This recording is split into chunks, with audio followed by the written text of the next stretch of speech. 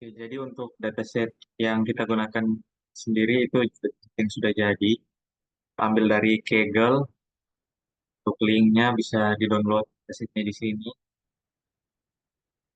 Jadi untuk dataset ini sendiri terdiri dari 87.000 gambar RGB daun tanaman sehat dan sakit yang dikategorikan ke dalam 38 kelas yang berbeda. Dengan total dataset dibagi menjadi rasio 80/20 untuk set, untuk training set dan juga validation set. Kemudian sebuah direktori baru ini dibuat yang berisi 33 test image. Direktori ini, direktori baru ini dibuat untuk tujuan prediksi. Jadi yang ada, screen bisa kita lihat.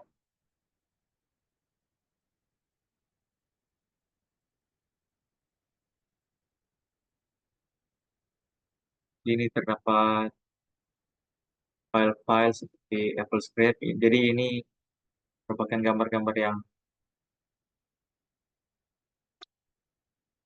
di train. Ada beberapa jenis seperti ini, Apple Healthy, yaitu gambar apel yang sehat. Dan ada beberapa gambar apel yang terinfeksi berbagai macam penyakit seperti black rot, scrap,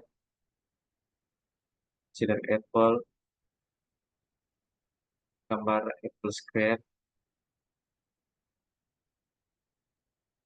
juga black rot. Jadi ini sudah dibuat filenya sendiri-sendiri. Kemudian ada juga di bagian valid, ini untuk tujuan validation,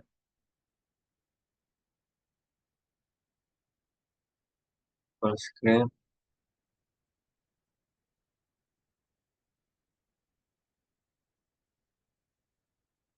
juga ini untuk gambar apel yang sehat.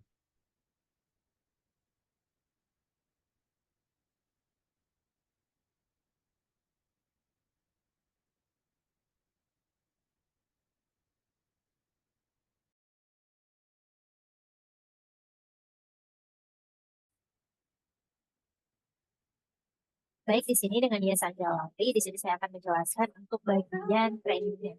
Dan setelah kita melakukan download, di sini sudah saya download untuk datasetnya. Ada train dengan jumlah folder sekitar 38 classes, dan rata-rata dari foto atau gambar image di dalamnya ada sekitar 2000-an seperti itu per classes atau per folder di sini. Oke, baik. Di sini saya akan langsung saja, di sini kita akan mengatur environment. Nah, di sini kita akan menggunakan Jupyter Notebook sebagai tempat kita melakukan apa. Jadi langsung saja di sini kita masuk pada JMD dan kita akan mengaktifkan Jupyter Notebook. Dan di sini kita langsung saja akan langsung masuk ke dalam Jupyter Notebook. Kita akan menggunakan salah satu link yang ada di sini. Nah, kita akan menggunakan salah satunya, yaitu kita akan menggunakan ini saja, dan kita masuk pada bagian sini. Kita akan memasukkan link tadi. Oke, dan ini kita sudah masuk ke dalam Jupyter dan terakseslah direktur kita. Di sini punya saya masukkan ke dalam dokumen. Kita akan mengakses di mana ada dataset yang tadi. Di sini ada plan disease dan saja di sini, dan kita akan membuka folder ataupun kita akan membuat notebook yang baru bernama Frame Plan Disease. Ini sudah saya buat notebooknya, dan di sini kita sudah memasukkan coding atau perintah untuk melakukan train. Sebelum itu kita akan melakukan import library terlebih dahulu.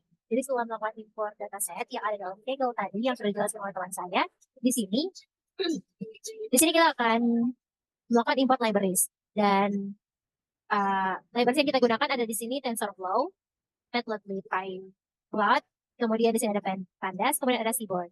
Nah, di sini juga saya melakukan import untuk TensorFlow Keras dan OS, dan juga ada di bagian bawah. Akan kita kupas lebih lanjut di bagian selanjutnya.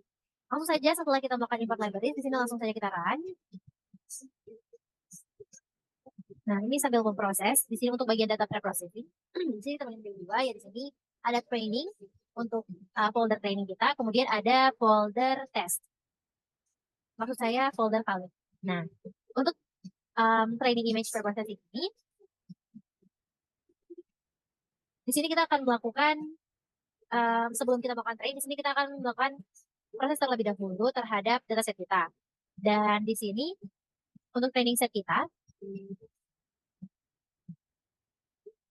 di sini kita menggunakan image dataset from directory dari modul TensorFlow Keras details, dan di sini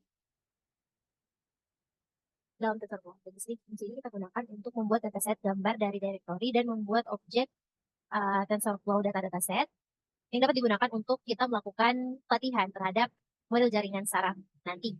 Nah, di sini langsung saja, di sini kita akan mengakses directory di mana yang sudah saya singgung tadi untuk folder train. Di sini sudah saya, mungkin dapat kita cek untuk folder train, kita masuk ke dalam new plan disease dataset augmented. Kemudian di sini kita masuk ke dalam folder train. Jadi kita akan copy path, kemudian kita akan masukkan ke dalam bagian directory di sini. Nah, namun ketika kita melakukan paste, nanti di sini langsung akan terpaste sampai ke directory di mana kita akan menyimpan sampai ke directory dokumen. Namun langsung saja kita dapat mengarahkan ke new plan disease dataset augmented saja, dan seterusnya sampai ke folder yang ingin kita gunakan, yaitu folder train. Untuk selanjutnya di sini ada berbagai argumen yang kita gunakan, dan di sini kita menggunakan cukup banyak argumen. Yang pertama di sini ada labels, di mana kita akan menentukan bagaimana cara label ini diambil. Nah, dalam kasus yang kita gunakan ini, kita akan menggunakan invert.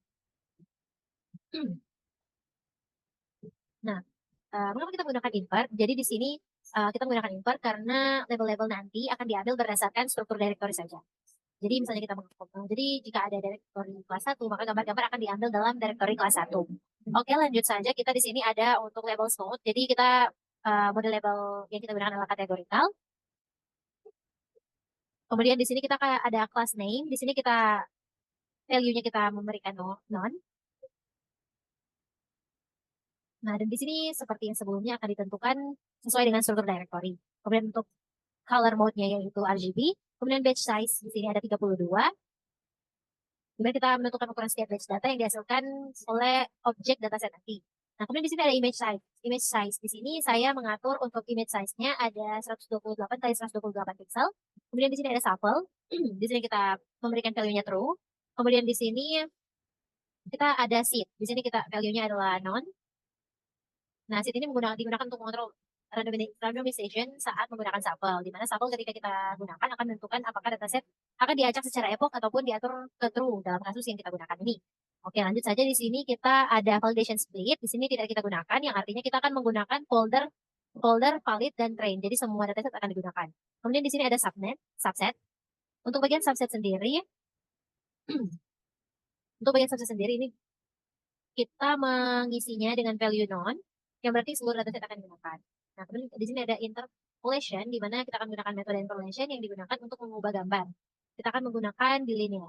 Kemudian ada followings, kita menggunakan false, dan untuk crop to aspect ratio kita menggunakan false. Nah, ini digunakan untuk memotong gambar agar sesuai dengan rasio aspek, di mana kita mengaturnya menjadi false. Kemudian di sini hasil dari ketika kita melakukan run pada bagian training set ini, training image processing, maka hasilnya akan menunjukkan ada berapa banyak dataset yang ada di dalam folder train dengan berapa classes yang ada di dalamnya juga. Dan di sini kita menemukan ada sekitar 70.244 files yang berada dalam 38 classes. Nah, langsung saja kita ke bagian validation image preprocessing. Untuk bagian argumen sendirinya sama seperti yang kita atur pada training image processing. Dan sama seperti tadi juga untuk bagian directory-nya, kita dapat mengatur atau mengarahkan ke bagian folder valid yang ada pada bagian sini. Oke. Langsung saja di sini kita run, dan di sini hasilnya kita akan menemukan 17.557 files yang berada dalam 38 classes. Langsung saja di sini kita lanjut pada tahap yang berikut, di mana kita akan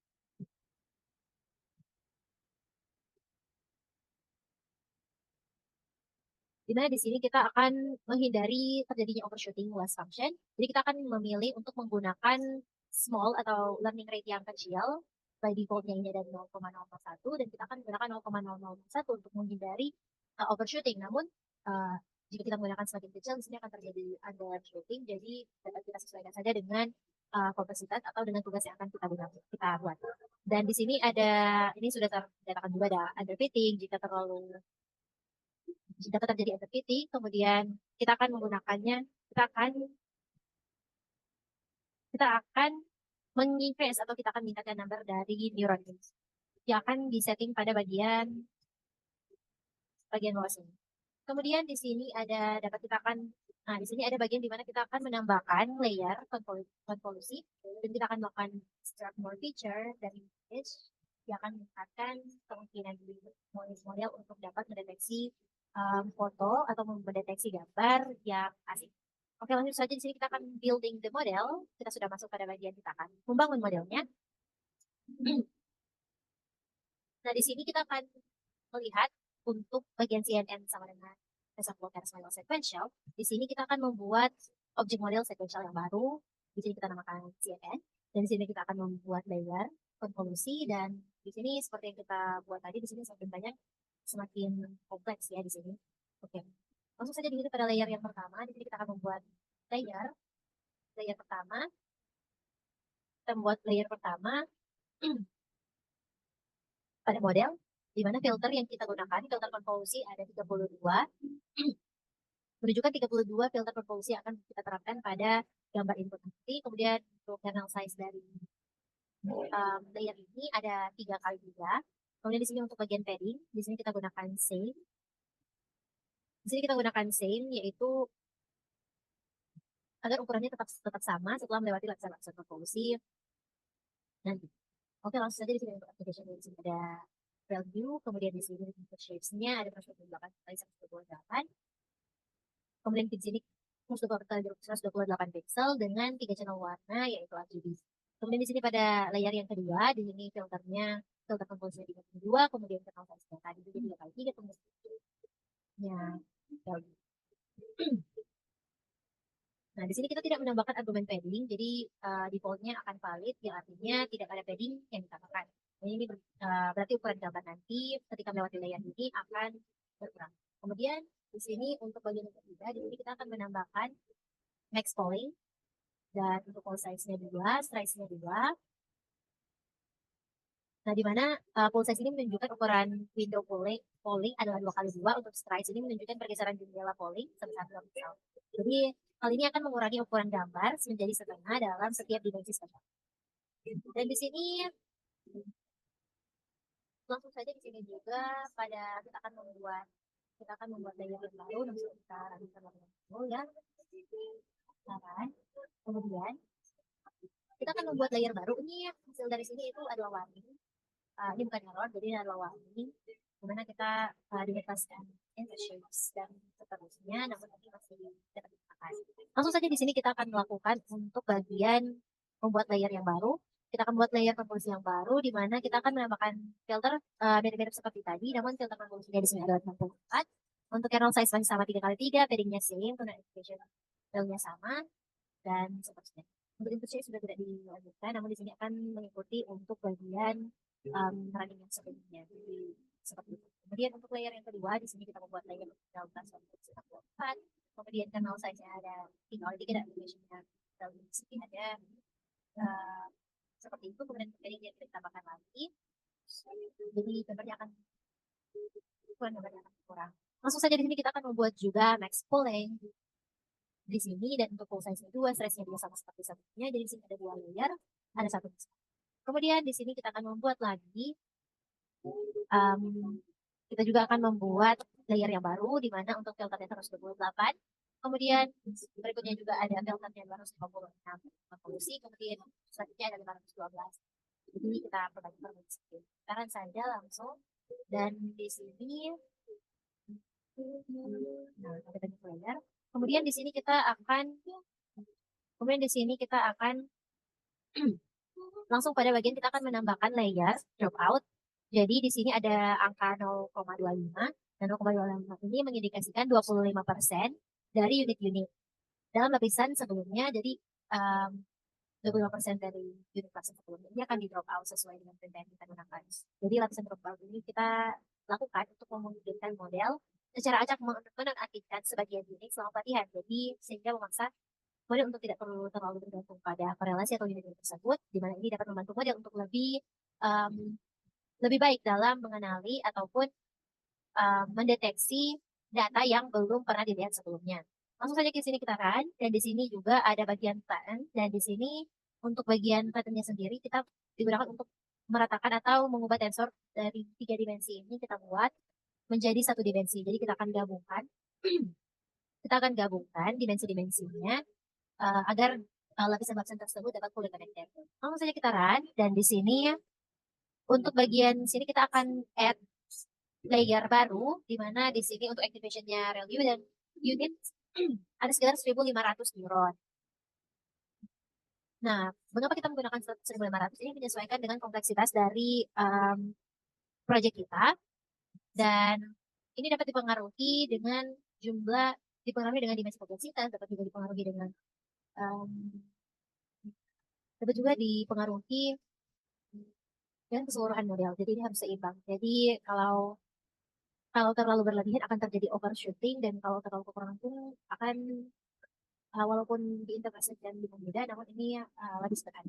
Langsung saja kita run. Dan untuk bagian CNN at layer yang baru kita akan melakukan dropout lagi, namun di sini kita menggunakan 0,4, di mana kita 40% dari unit-unit tersebut akan dilakukan dropout agar menghindari overfitting. Oke, kita run, dan di sini ada output layer. Untuk bagian output layer ini adalah lapisan yang kita tambahkan sebagai lapisan output ke model. Jadi lapisan ini memiliki 38 unit seperti 38 unit neuron sama seperti dengan proses yang ditambahkan. Kemudian di sini fungsi aktivasi softmax digunakan karena tugasnya adalah mengklasifikasi multiclass. Jadi fungsi ini mengkonversi nilai-nilai dalam vektor ke dalam probabilitas yang terdiri dari nilai-nilai antara 0 dan 1, di mana total probabilitasnya adalah 1. Nah, kita menggunakan softmax ini sangat cocok untuk masalah klasifikasi multiclass, di mana ketika kita memiliki probabilitas, di mana ketika kelas tersebut memiliki probabilitasnya sendiri. Baik, kita akan melanjutkan untuk bagian compiling and training phase. Di sini kita akan melakukan install untuk TensorFlow Keras. Di sini sudah saya install, langsung saja kita run. Jadi kita melakukan install, di sini akan dikatakan bahwa sudah terinstall. Langsung saja di sini untuk kita akan melakukan import OS dan import environment yang kita gunakan di sini itu TensorFlow use legacy Keras, lalu di mana kita akan membatasi, artinya di sini kita akan menggunakan default versi Keras. Jadi kita akan menggunakan Keras versi pertama, di mana kita dapat menggunakan perintah-perintah Keras dengan yang lama. Jadi ada banyak batasan ketika kita tidak menggunakan Keras yang versi selanjutnya. Saya menggunakan ini karena menyesuaikan dengan apa yang akan kita lanjutkan atau perintah-perintah yang kita gunakan. Langsung saja di sini kita run.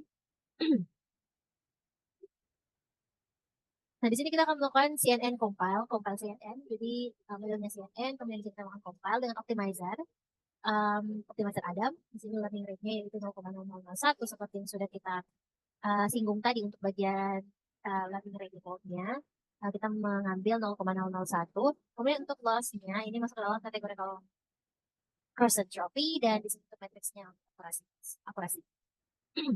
Langsung saja kita run. Nah, di sini kita hasil dari compile tersebut kita akan tarik keluar, kita akan call dengan CNN summary. Ini sudah saya run, jadi kita run lagi seperti ini, dan ini adalah hasilnya untuk per layer yang kita lakukan tadi. Ini adalah output shape-nya, dan ini juga adalah parameter seperti itu. Dan untuk total parameternya ada 7.842.792 dengan total 29,92 MB. Kemudian sini ada trainable theorems 7.842.742, di mana besarnya juga 29,92 untuk trainable theorems itu ada. Kemudian langsung saja kita pada bagian training story. Di sini CNN Infinite, kemudian training set validation dan validation, kemudian kita akan set epochnya 10, jadi kita akan melakukan train. Nah, ini sudah saya lakukan trade, ini memakan waktu sekitar 3 sampai 4 jam. Jadi kita dapat sesuaikan dengan um, kebutuhan dari project kita. Jadi di sini kita menggunakan 10 untuk epoxy. Dan dapat kita lihat di sini ada perkembangan pada bagian akurasi. Yang pertama 0,39 dan selanjutnya sudah mulai naik sampai pada epoch yang ke-10 ini mencapai 0,98. Jadi bisa dikatakan ini sangat tinggi ya. Kemudian untuk lossnya 0,05 ini cukup kecil. Kemudian akurasi dari kalau akurasinya 0,95 ini cukup tinggi dan untuk bawahnya 0,14. Oke, langsung saja kita masuk pada bagian evaluating model. Untuk bagian evaluating model ini, kita akan training set akurasinya. Ini sudah kita lakukan untuk trainingnya. Dan di sini untuk train set akurasinya, train loss, kemudian ada train akurasi. Di sini ada relatif kayak dengan kemudian kita akan evaluate training set yang tadi.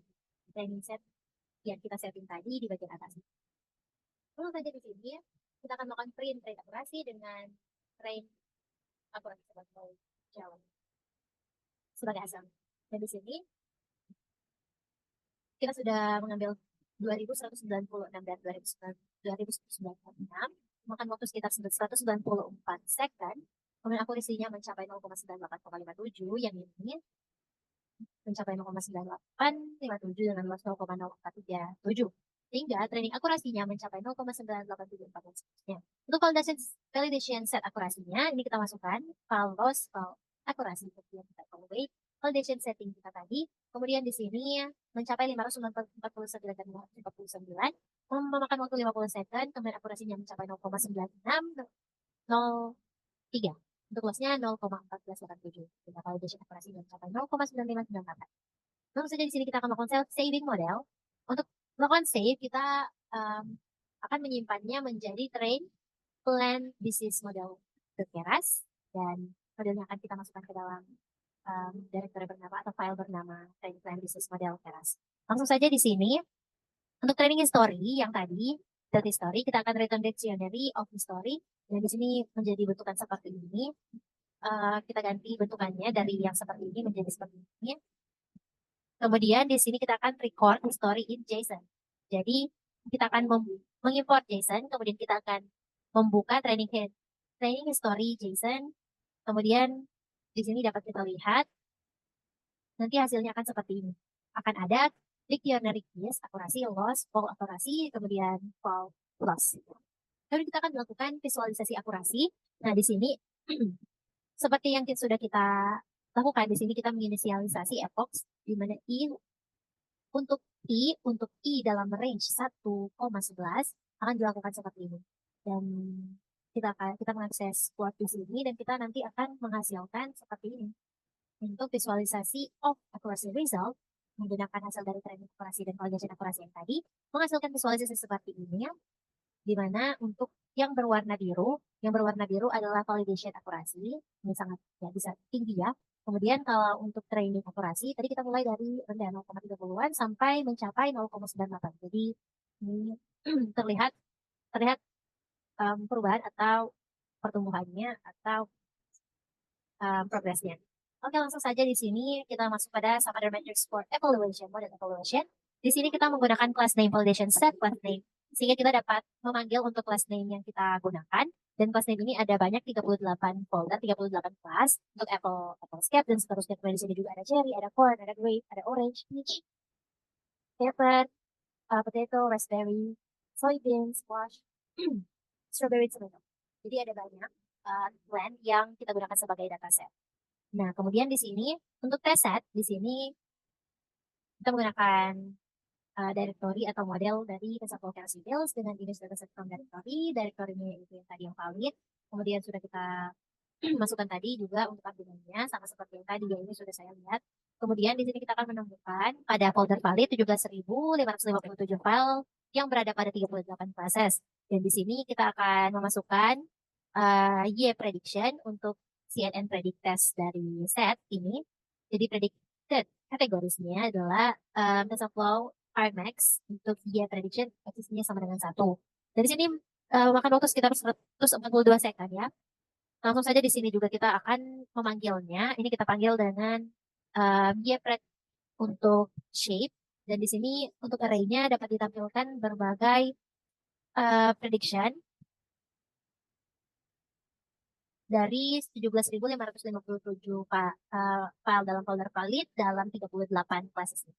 Langsung saja di sini untuk true categories dan flow concat di sini Y untuk X dan Y di dalam test set ini X-nya 0, kemudian Y true, TensorFlow Argmax untuk true kategori sampai satu. Di sini kita panggil juga Y true-nya nanti. Ini kita mau set dan kita panggil Y true-nya, hasilnya adalah shape itu adalah 17.557 file. Kemudian data type yang kita gunakan int 64, nantinya array, kemudian 00 dan seterusnya sampai 37. Kemudian di sini ada data type-nya juga int 64. Kemudian di sini ada predicted categories dan predicted categories yang sudah kita ini kita panggil. Nah, kita panggil untuk kita lihat hasilnya, di mana shapes-nya sama ya ini seperti ini. Kemudian di sini kita akan menginstal sklearn dengan pip install scikit-learn, dan di sini sudah saya install. Di dalam sklearn matrix ini kita akan mengimport confusion matrix classification report dengan inisialisasi CM sama dengan confusion matrix di mana dia true dan predicted categories akan ditampilkan. Langsung saja di sini ini sudah ditampilkan seperti ini untuk arraynya. Ini kita panggil CM. Kemudian di sini precision recall F score. Jadi kita akan print classification report yaitu predicted dengan setiap semua yang dihasilkan dari coding-coding ini atau perintah-perintah ini di sini dapat kita gunakan sebagai elemen-elemen untuk precision recall score. Langsung saja di sini untuk folder atau kelas yang kelas 38 kelas ini, di sini untuk precision mencapai sekitar rata-rata 90-an ya, rata-rata 90%. Ada pun yang mencapai maksimal. Kemudian di sini untuk recall-nya sendiri juga tinggi ya, rata-rata 90-an. Kemudian di sini juga F1 score-nya ini mencapai 90-an persen. Kemudian support ini ada hasilnya di sini. Jadi akurasi untuk macro average 0,96, kemudian average-nya juga 0,96 untuk recall, precision 0,96, 0,9 untuk recall. Untuk akurasi pada F-score itu 0,96 dan 0,96 juga untuk bagian macro average dengan jumlah file 17.557. Untuk weight average juga 0,96.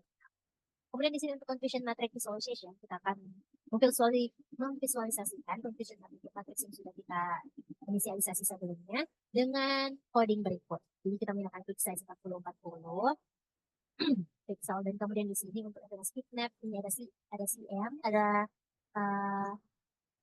data berikut, kemudian di sini juga ada a note, so di mana note emphasize langsung saja di sini untuk X level, Y level, kemudian di sini ada title untuk confusion matrixnya, yaitu plan business prediction confusion matrix dengan size 25 ya, untuk proses yang lain 20. Jadi kita show saja PLT show dan hasilnya akan seperti ini. Predicted class. Dan untuk selanjutnya akan dilanjutkan pada bagian test plan disease akan dijelaskan oleh rekan kelompok saya.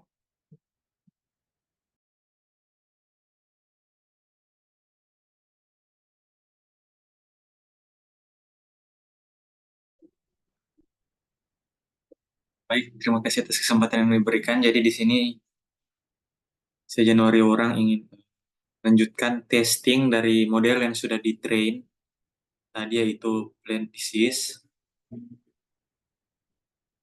Dan langsung lanjut saja masuk ke langkah pertama, yaitu pertama seperti biasa kita akan import semua yang diperlukan di sini. Kita akan run.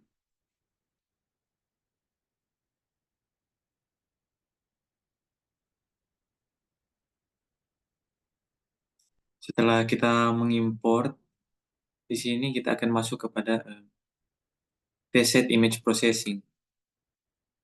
Jadi di sini kita akan mendefinisikan validation set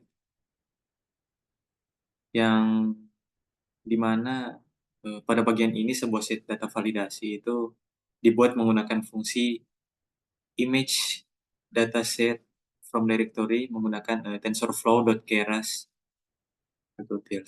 Jadi untuk direktorinya sendiri eh, itu ada di sini new plan dataset augmented.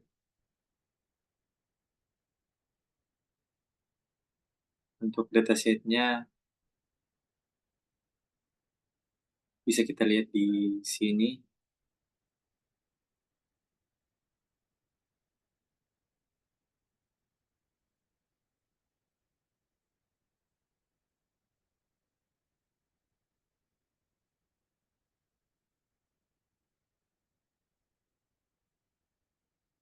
Kita akan masuk. Ini dia new plant disease dataset. Kemudian yang valid. Ini dia untuk direktorinya yang tadi.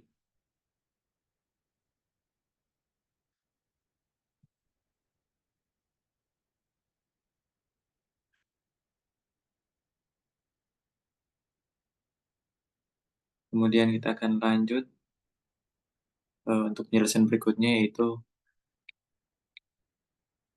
jadi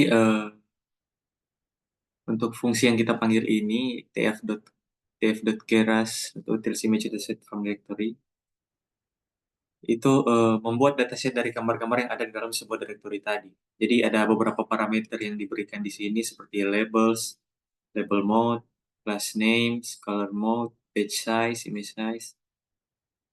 Semuanya ini merupakan parameter yang diberikan dari di mana setiap parameter itu memiliki fungsinya masing-masing. Hmm. Jadi setelah dataset validasi dibuat, kelas-kelas yang terdapat dalam dataset tersebut disimpan ke dalam variabel ini, class name.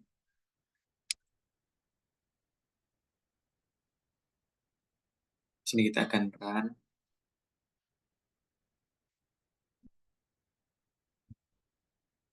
Kemudian untuk langkah berikutnya sini, kita akan mengimpor model CNN yang telah dilatih.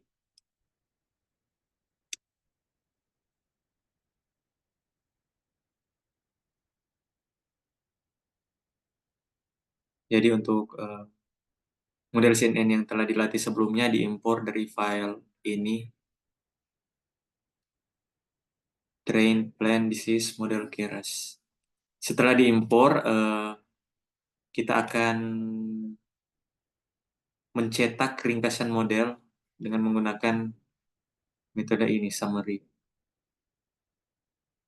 Ini dia ringkasan untuk model untuk memberikan informasi mengenai arsitektur modelnya. Di sini kita akan untuk lanjut ke langkah berikutnya sebelum import CV2 kita perlu menginstal OpenCV Python. Kita akan run.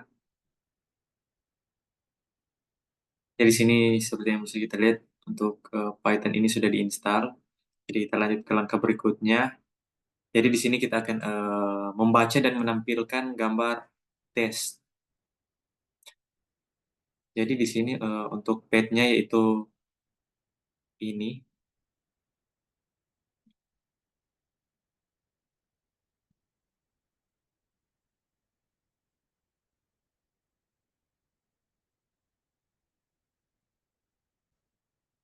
Jadi untuk path-nya itu ada di sini.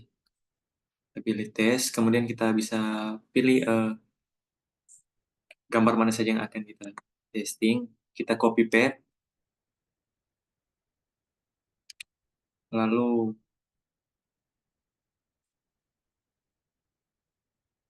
setelah path di copy kita akan masukkan ke sini. Jadi untuk di sini saya sudah mengcopy paste salah satu dari gambar yang ada di tadi. Kemudian kita akan run. Nah, ini untuk test image-nya.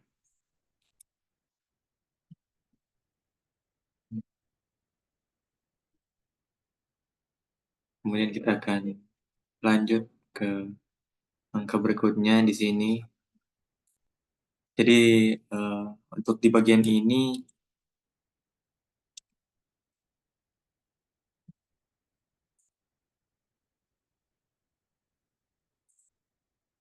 jadi untuk bagian ini yaitu mempersiapkan dan memprediksi gambar test. Jadi gambar tes dibaca kembali dan disesuaikan ukurannya menggunakan TF Keras Preprocessing Image Load Image. Untuk target size-nya ukurannya disesuaikan menjadi 128 128. Lalu kemudian hasilnya diubah menjadi array NumPy dan diubah menjadi batch array 2 dimensi dengan memasukkannya ke dalam array yang memiliki dimensi tambahan. Kita run.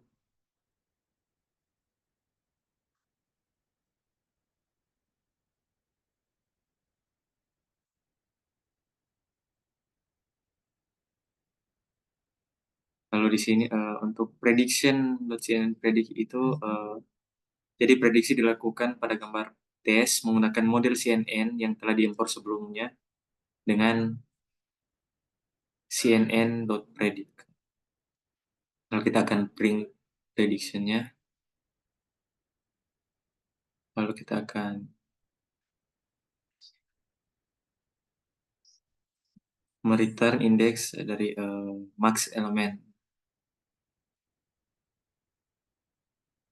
Kemudian untuk langkah yang terakhir di sini kita akan menampilkan hasil dari prediksi, yaitu hasil prediksi plant disease. Di sini akan ditampilkan menggunakan matplotlib dengan menggunakan kelas yang sesuai dengan indeks hasil prediksi. Jadi gambar yang sebelumnya ditampilkan juga di print kembali bersama dengan label hasil prediksi. Kita akan run. Ini untuk gambar yang sebelumnya di sini dengan hasil prediksinya yaitu disease name tomato late blight. Jadi sekian untuk testing model dari data yang sudah di-train. Sekian dari saya. Terima kasih.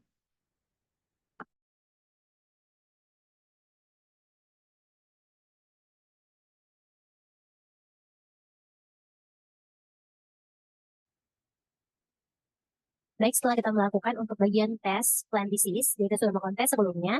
Dan di sini kita akan melanjutkan untuk bagian webnya. Dan di sini kita akan menggunakan Streamlit. Jadi kita akan melakukan import untuk Streamlit. Dan di sini seperti biasa ada flow dan ada nanti. Terus sebelum itu di sini kita akan masuk pada terminal kita, terminal Visual Studio Code kita. Di sini kita akan membuat file Python bernama main.py. Di sini sudah saya buat dan di sini sudah saya buat juga kodenya. Namun sebelum itu di sini kita akan masuk pada terminal dan kita akan masuk pada folder yang berisikan main.py ini. Di sini kita akan masuk saja ini pada folder plant disease detection. Kita masuk pada sini.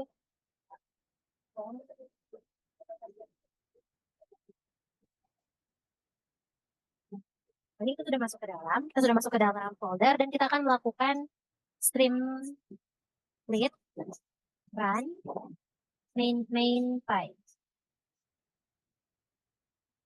Nah, di sini akan terbuka lewat localhost kita halaman page dengan coding yang sudah kita buat ini, dengan tampilan berdasarkan coding yang sudah kita buat ini. Dimana di sini berisikan main page yaitu home page kita. Kemudian di sini juga ada about page. Jadi di sini saya atau kelompok kami memasukkan nama-nama kelompok pun dengan tujuan mengapa kami melakukan proyek ini dengan informasi-informasi dataset yang kita gunakan. Juga di sini ada bagian disease recognition. Nah, di sini saya akan menjelaskan untuk bagian yang pertama ini setelah kita melakukan import library yang kita butuhkan. Di sini kita akan masuk pada bagian CSS nih, atau tampilan yang ada pada bagian page kita yang akan langsung berhadapan dengan user. Dan di sini kita akan menggunakan style dan kita menggunakan main header. Untuk main header ini juga kita menggunakan text align-nya di tengah, kemudian dengan voice 4 tadi, dan di sini juga ada padding bottom, jarak antara konten dengan header kita. Kemudian di sini ada color, di sini saya menggunakan warna hijau dengan kode 008.000. Kemudian di sini ada image container. Di sini kita memasukkan homepage.jpg. Untuk image-nya di sini display flexible, jadi berdasarkan tampilan kita, display kita, layout kita ini harusnya responsif pada di tengah. Kemudian di sini ada padding top-nya 20, kemudian padding bottom-nya 20. Jadi jarak ke atas dan jarak ke bawah itu 20 pixel. Kemudian di sini about text. Jadi teks yang ada di dalam about, yang ada di dalam page about ini berwarna hijau, kemudian marginnya dikurangi agar berada di tengah dan cukup besar. Kemudian di sini kita akan menyesuaikan lebar sidebarnya di sini 4 pixel untuk lebar, kemudian di sini background colornya hitam ya ini. Background colornya ini ada dan background color. Langsung saja di sini kita akan menyesuaikan ukuran dengan elemen sidebar. Kita menggunakan font size 2,2 dan untuk tadinya 10. Kita save untuk stylenya dan langsung saja di sini kita masuk pada bagian TensorFlow Model Prediction. Jadi di sini kita menggunakan Dev Model Prediction untuk test image dan model yang kita gunakan adalah model yang sudah kita save tadi pada bagian Train Plan Recognition atau Detection. Dan yang kita sudah save tadi kan bernama Train Plan Disease Model Keras. Ini sudah kita save ya di sini. Dan di sini,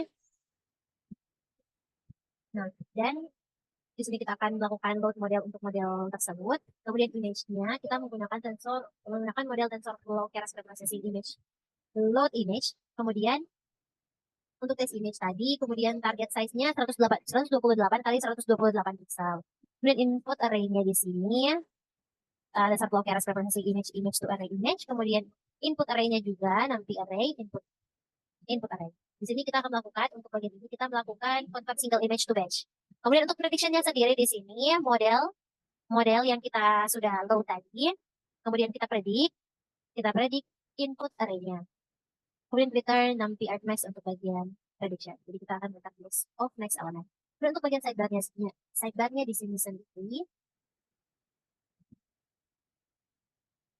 Di sini kita masukkan Streamlit sidebar, kemudian title-nya yaitu menu. Jadi sidebar di bagian sebuah menu itu ada title menu. Kemudian add mode-nya di sini ada select box. Jadi di sini memiliki drop down box dengan isian home, about, disease reconnection. Jadi di sini juga dapat kita masukkan pilih menu. Di sini dapat kita masukkan pilih menu atau pilih fitur ya, pilih fitur.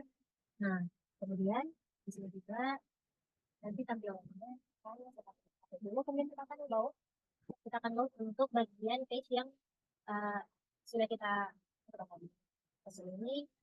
Dan di sini kan ditampilkan tadi pilih fitur, jadi di sini dapat drop down home, about, dan langsung saja di sini untuk define a function center dan header. Jadi di sini saya membuat fungsi untuk membuat agar headernya berada di tengah. Jadi di sini kita akan masukkan bernama center di center header untuk header text. Jadi di sini semua yang header text ada berada di tengah. Dan dapat kita lihat pada page kita di sini selain disease reconnection berada di tengah, dengan about berada di tengah, dengan disease reconnection juga berada di tengah. Langsung saja di sini juga langsung ke bagian main page. Jika app mode-nya berada pada home, jadi center header ini adalah playlist. Kemudian akan ditampilkan homepage.jpg gambar ini. Benarnya akan ditampilkan. Kemudian di sini juga langsung pada bagian image path untuk display. Ini kemudian background, di mana kita memasukkan konten. Mungkin kata-kata seperti selamat datang, serta di sini ada beberapa informasi-informasi yang sekiranya dibutuhkan sebagai informasi yang harus berada pada homepage kita. Di sini saya memasukkan bagaimana cara kerja dari sistem yang telah dibangun. Kemudian di sini juga saya menjelaskan kelebihan website Plan Disease Recognition ini. Kemudian di mana ada cara mengenali penyakit tanaman ya. Penyakit tanaman di mana kita dapat melakukan klik pada halaman Disease Recognition nantinya. Kemudian di sini ada About Us, di mana kita dapat melihatnya di bagian About. Pilihan menu About. Kemudian pada bagian About Project untuk menu About, di sini ada juga informasi-informasi tentang kelompok beserta dengan informasi dataset. Kemudian di sini ada Prediction Page. Nah, untuk Prediction Page-nya sendiri, di sini ketika kita masuk ke dalam Prediction Page, di sini kita memasukkan tempat untuk melakukan upload. Jadi di sini ada choose an image.